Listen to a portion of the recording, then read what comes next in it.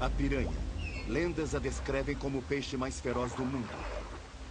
Com dentes afiados, feito lâminas, elas caçam em cardumes, arrancando a carne do corpo da presa em minutos. Elas têm a reputação de matar e comer gente. A carne foi literalmente arrancada. Só sobraram as botas. Mas tal reputação pode ser injusta. Eu não acho que as piranhas mereçam a reputação de monstros com sede de sangue. Eu sou Jeremy Wade, biólogo e pescador radical. E minha missão é descobrir se a piranha realmente é o animal mais temido do rio Amazonas. Todos dizem que só viram uma agitação na água, enquanto as piranhas devoravam a criança.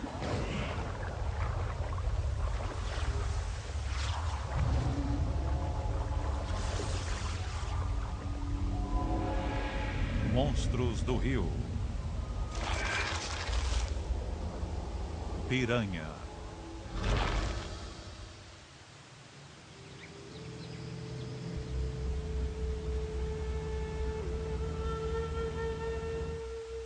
Existe uma história ocorrida nos anos 70 de um ônibus caindo dentro do rio Amazonas do Brasil.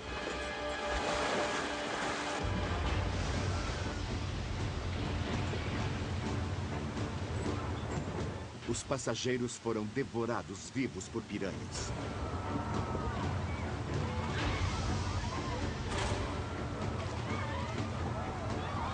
Histórias de horror como essa têm circulado desde a descoberta da América do Sul. Mas cada uma das pesquisas científicas que encontrei diz que piranhas não matam gente. Então, será que essas histórias são reais ou não passam de mitos urbanos exagerados? Continue. Continue. Já viajei o mundo colocando minha vida em risco para provar que existem peixes gigantes, devoradores de gente, em lugares que ninguém suspeitaria. Que boca enorme ele tem! Rios de água doce. Mas agora chegou a vez dos peixes pequenos.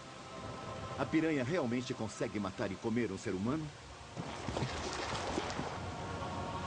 Ela é a assassina sanguinária que vemos nos filmes e que povoam nossos pesadelos?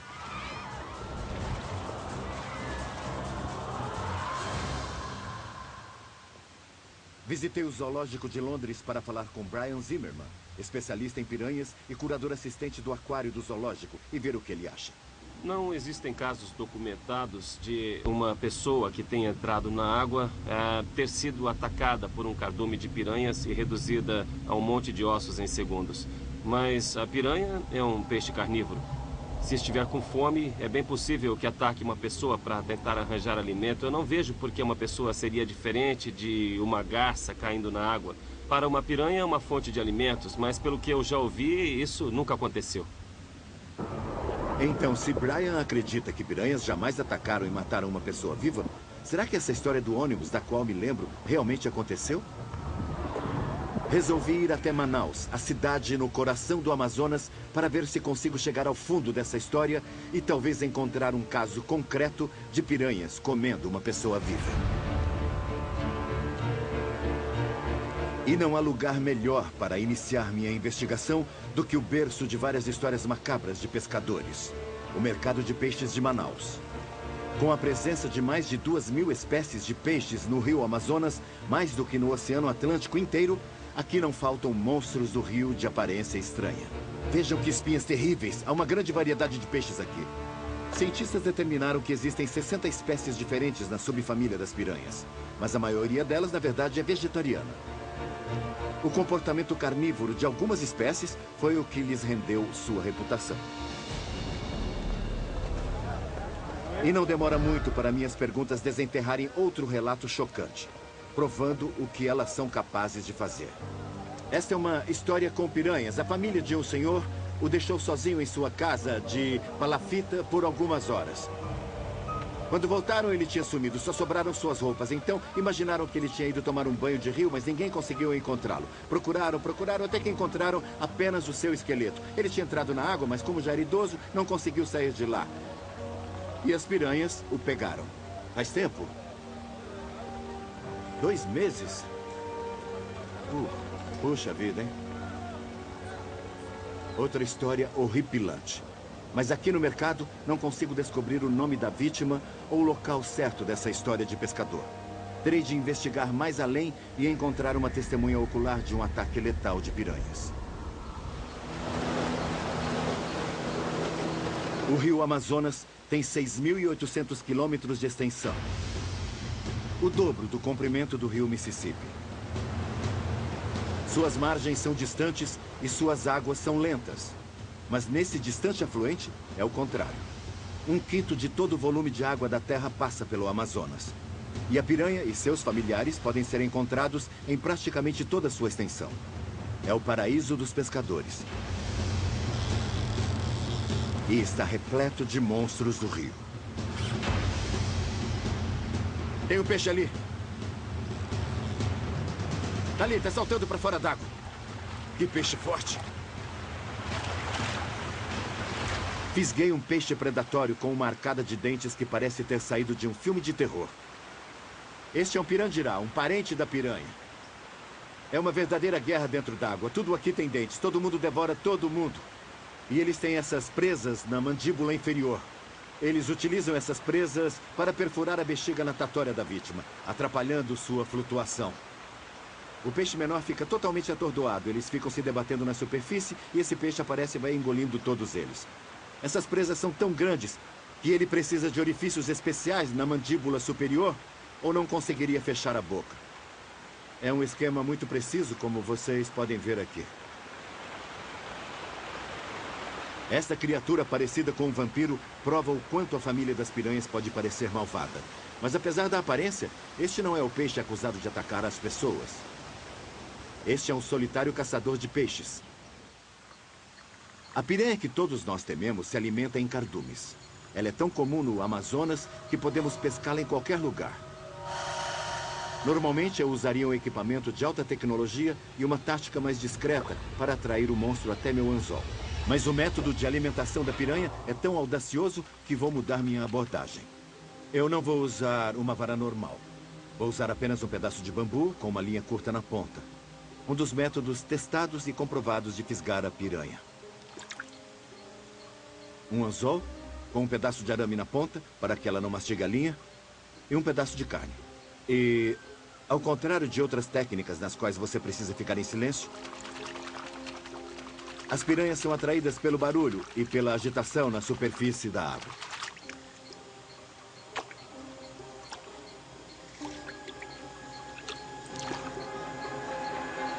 Pronto!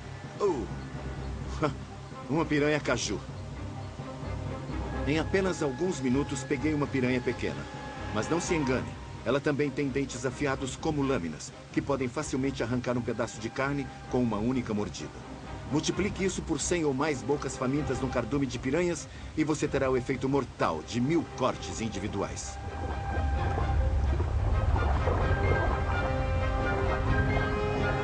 Uma mandíbula protuberante com grandes músculos para morder indica que quando a boca está fechada, os dentes triangulares de ambas as mandíbulas travam feito uma armadilha para ursos. Os dentes são perfeitamente adaptados para arrancar pedaços de carne, nadadeiras ou escamas, literalmente desmontando a presa pedaço a pedaço.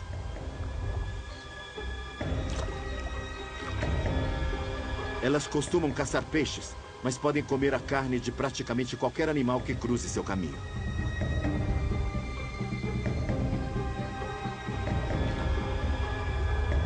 E neste rio, toda vez que jogo a linha, fisgo uma piranha. Este rio está absolutamente lotado de piranhas. Elas estão por toda parte. Mas não quer dizer que eu não posso fazer isso.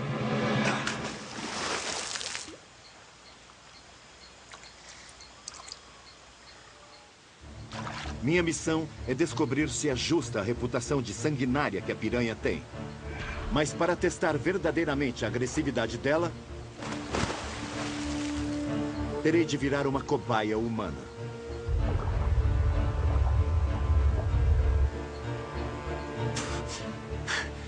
Este rio pode estar cheio de piranhas, mas elas não estão me atacando. Se eu consigo nadar aqui, e se for verdade a história que ouvi sobre aquele senhor, e que os passageiros do ônibus foram devorados vivos, então tem alguma coisa faltando para desencadear um banquete mortífero. Eu continuo vivo. Tem muita água por aqui. Acho que há alimento suficiente para as piranhas, e por isso elas não querem me atacar. E se eu preparar um ambiente onde eu saiba que há piranhas, e que elas estão famintas?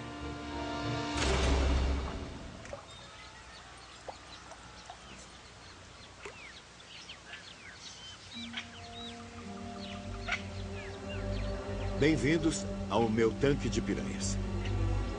No hotel local, como meu vilão preferido do filme James Bond, enchi uma pequena piscina com mais de 100 piranhas caju. E elas não comem há dias. É a oportunidade perfeita para testar a voracidade dessas criaturas.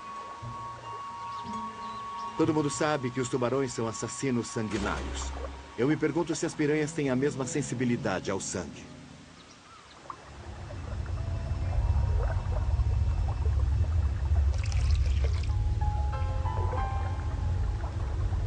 A piranha evoluiu para viver nas águas turvas e repletas de sedimentos do rio Amazonas, onde a visibilidade é menor do que 30 centímetros.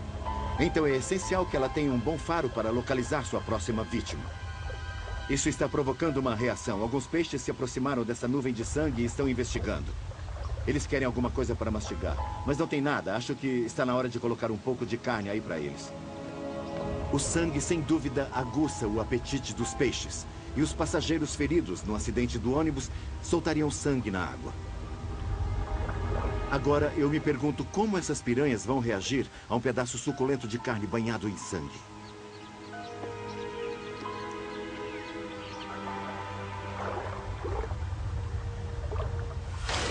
Lá vai ele. A primeira mordida, primeira mordida, primeira mordida. E lá vão eles. Todos estão experimentando. Depois que o primeiro ataca, os outros deitam e rolam. A piranha reage ao som e ao movimento das outras piranhas se alimentando. Isso as atrai para o local e provoca um frenesi gastronômico. Assim que uma piranha morde, ela se afasta, permitindo uma rotatividade de piranhas e uma rápida sucessão de mordidas. Não surpreende elas serem famosas por comerem a carne até o osso em poucos minutos. Aí vão elas. O pedaço de carne funcionou. Quero saber como elas reagem a uma presa viva.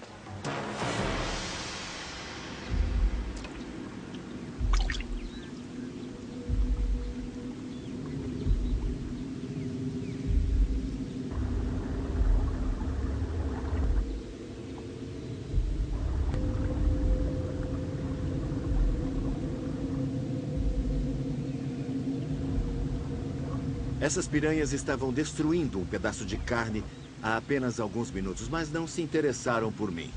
Então, o que será que transforma as piranhas em assassinas cruéis? É exatamente isso que eu quero tentar descobrir. Se a história do ônibus for verdadeira, então, assim como na minha piscina de piranhas, devia haver carne humana, sangue e um grupo de piranhas famintas. Mesmo assim, saí ileso. Os passageiros do ônibus não tiveram tanta sorte. Enquanto continuo minha investigação, descubro evidências que provam que a história do ônibus realmente aconteceu. Mas o mais importante é que encontrei um sobrevivente que escapou milagrosamente naquele dia.